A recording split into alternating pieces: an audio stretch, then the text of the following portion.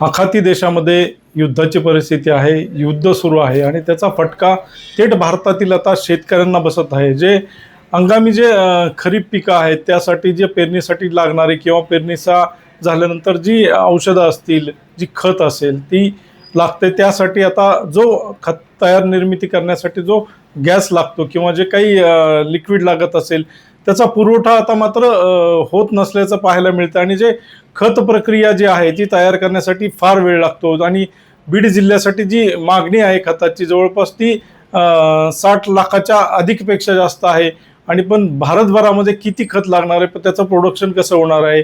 आपल्यासोबत आता जे खत विक्री बी बियाणाचे जे राष्ट्रीय अध्यक्ष आहेत ते माझ्यासोबत आहेत. काय सर परिस्थिती आहे सध्या खतासंदर्भातची आणि काय जे रासायनिक औषधं असतील किंवा बिया असतील या संदर्भातची काय परिस्थिती आहे, काय तुमच्याकडे सध्या माहिती आहे?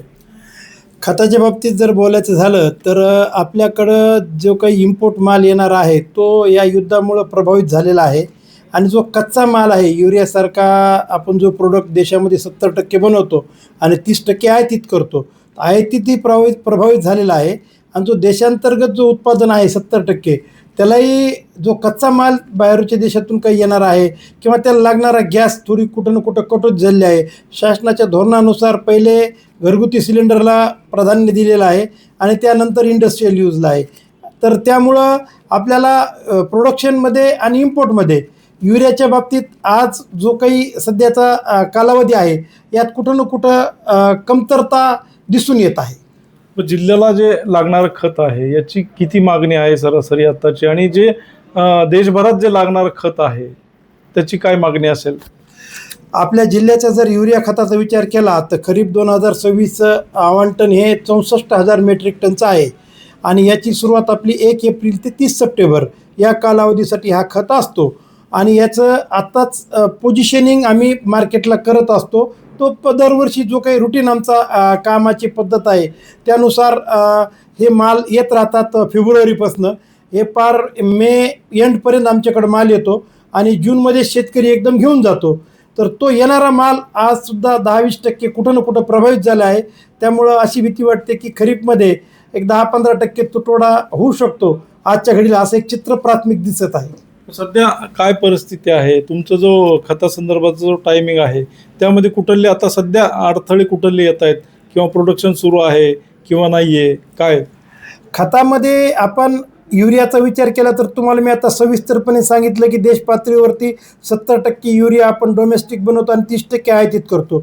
आणि NPK DAP ग्रेडमध्ये सुद्धा आज आपल्याकडं आयातीत हा DAP MOP ही जी खतं आहेत हे सुद्धा थोडे प्रभावित झालेले आहेत.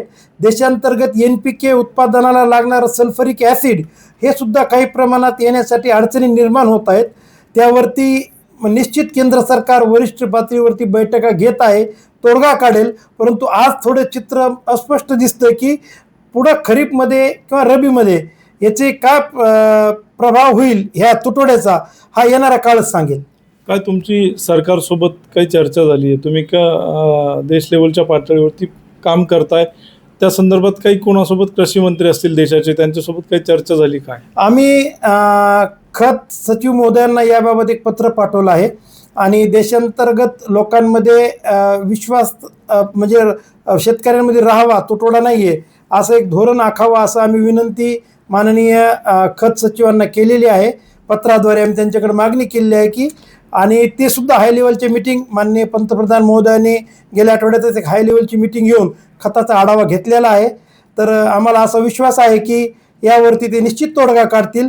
परंतु आपल्याला जी काही आपली वार्षिक सबसिडी आहे जवळपास 2,50,000 करोडच्या आसपास आपलं सबसिडीचं बजेट आहे वार्षिक. तर असं आज चित्र दिसतंय की 25,000 करोडने ते बजेट यावर्षी वाढेल असे चित्र दिसतं, कारण की आंतरराष्ट्रीय स्तरावरती बरेच भाव वाढलेले आहेत आणि हा शेतकऱ्यांना झळ बसू नये यासाठी केंद्र सरकार प्रयत्नशील आहे अशी आम्हाला वरतून म्हणजे एक माहिती मिळत आहे. जे मागच्या वर्षीचे दर होते शेतकऱ्यांसाठी आता ते दर वाढतील का, काय वाटतं? युरियामध्ये तर दर काय वाढलेले नाहीत, परंतु NPK ह्या खतामध्ये DAPचे दर पण स्थिर आहेत. फक्त अडचण येत आहे 20-20-0, 10-26-26 याच्यामध्ये 100 रुपये 150 रुपये गोणी दर वाढलेले आहेत. जर हे नाही मिळाले आणि याला काय पर्याय? रासायनिक खताला आज तरी पर्याय आपल्याकडे नाहीये, कारण की आपली उत्पादकता हा प्रत्येक शेतकरी जर खत टाकलं तरच त्याला उत्पादकता मिळतो. आजच्या घडीला याला पर्याय नाही, आपल्याला खतच वापरावं लागणार आहे आणि यासाठी सरकारला ते कुठूनही जगाच्या पाठीवरून उपलब्ध करून द्यावं लागेल. हे होते जे खत विक्रेत्याचे जे देशाचे अध्यक्ष आहेत आणि शेतकऱ्यासमोर आणि व्यापाऱ्यांसमोर देखील आता हा मोठा प्रश्न आहे की येणाऱ्या ज्या खरीप हंगाम असेल त्यासाठी खत पुरवठा कशा पद्धतीने सुरळीत होईल हे देखील आता पाहणं गरजेचं आहे. LS मराठीसाठी दीपक जाधव, बीड.